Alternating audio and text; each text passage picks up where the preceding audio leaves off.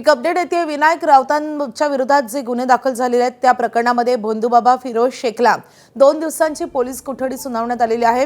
काही वेळापूर्वी आरोपी फिरोज शेखला कोर्टात हजर करण्यात आलं होतं। त्यानंतर आता कोर्टाने 2 दिवसांची पोलीस कोठडी सुनावलेली आहे। या प्रकरणात फिरोज शेख यासोबतच विनायक राऊत आणि त्यांच्या संपूर्ण कुटुंबावर गुन्हे दाखल झालेले आहेत। त्यांच्या सुनेनं त्यांच्या विरोधात काही गंभीर स्वरूपाचे आरोप केलेले आहेत। याच अनुषंगाने हे गुन्हे दाखल झालेले आहेत। या प्रकरणी पहिली अटक झालेली आहे ती भोंदूबाबा फिरोज शेखची सिंधुदुर्ग जिल्ह्यातून ही अटक झालेली होती आणि कापूरवाडी पोलिसांनी सिंधुदुर्गात जाऊन भोंदूबाबाला अटक केल्यानंतर त्याला आज कोर्टात हजर करण्यात आलं होतं आणि आता कोर्टाने त्याला 2 दिवसांची पोलीस कोठडी सुनावलेली आहे।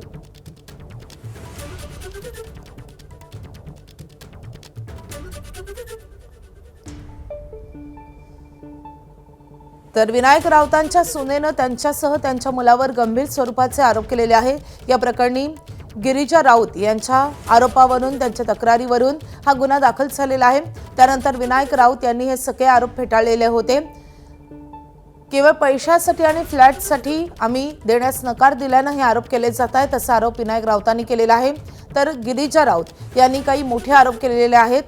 कशा रीतीने त्यांचा मानसिक शारीरिक छळ झाला या संदर्भात त्यांनी सविस्तररित्या प्रतिक्रिया दिलेली आहे। त्यासोबतच या FIR मध्ये देखील काही गंभीर स्वरूपाचे आरोप आहेत। यामध्ये विनायक राऊत यांनी हे आरोप फेटाळलेले आहेत। आता या सगळ्या संदर्भात राजकीय आरोप प्रत्यारोपांनाही सुरुवात झालेली आहे। याच प्रकरणी भोंदूबाबा फिरोज शेखला अटक करण्यात आलेली होती। त्याला कोर्टामध्ये हजर केल्यानंतर आता त्याला कोर्टाने 2 दिवसांची पोलीस कोठडी सुनावलेली आहे।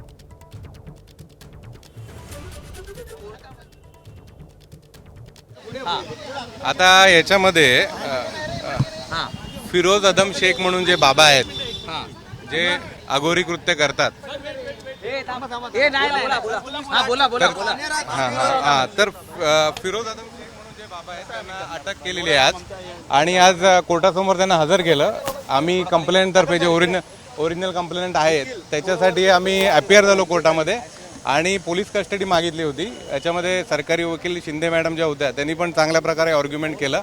आम्ही आर्ग्युमेंट केलं, आमचं आर्ग्युमेंट मान्य झालं आणि 14 तारखेपर्यंत त्याला पोलीस कस्टडी मिळालेली आहे।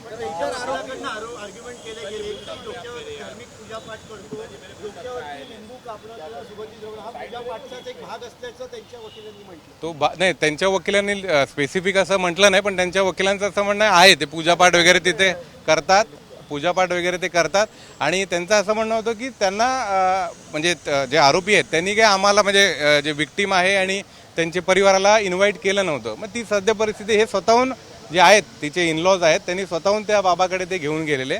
पण आमचं जे होतं त्या डेफिनेशनमध्ये बसतं अघोरी कृत्यामध्ये की लिंबू कापलं, पाणी ओतलं, डोक्यावरून सुगंधी काय लावलं, डोळे बंद करून वर डोक्याच्या वर लिंबू कापलं सुरीने, हे सर्व अघोरी कृत्य येतं ते मान्य करण्यात आलं।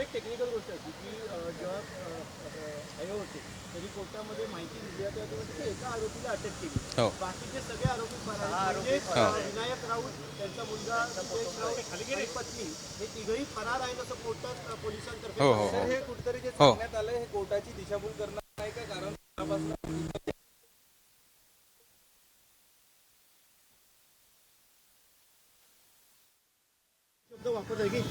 फरार एवढं मला काही याच्यात येत नाही, आठवणीत येत नाहीये, पण त्यांनी सांगितलं बाकीचे आरोपी याच्यातून सापडायचे आहेत।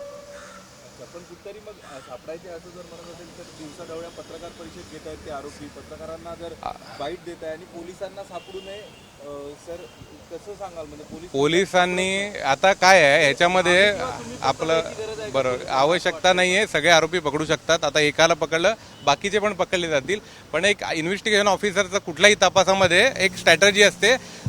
आत्ताचा प्रायमाफेसी अटक होऊन उपयोग नाही, आम्ही शेवटला शिक्षेपर्यंत बघतो गोष्टी। तर त्या संदर्भात पहिला आरोपी याला आता डिस्कव्हरीमध्ये ह्याच्याकडनं जे येईल रेकॉर्डवर ते खूप महत्त्वाचं असेल, त्यांना शिक्षा बाकीच्या आरोपींना शिक्षा देण्यासाठी। आरोपीच्या वकिलांनी पंचनाम्यादरम्यान काही लिंबू, दागे, दोरे हे देखील मिळाल्याची कबुली दिलेली आहे। या संदर्भात काय माहिती? येस ते रेकॉर्डवरच आहे। रिमांड रिपोर्टमध्ये पोलिसांनी जेव्हा आरोपीला अटक केली त्याला रंगेहात तिथे पकडलेलं आहे आणि त्या ह्याच्यामध्ये त्याच्याकडनं ते लिंबू आणि बाकीची सामग्री असते अघोरी कृत्याची ती तिथून पंचनामा करून रिकवर करण्यात आलेली आहे।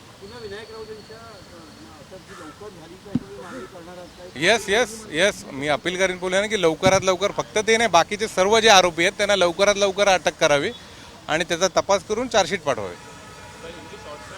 हां हाँ हाँ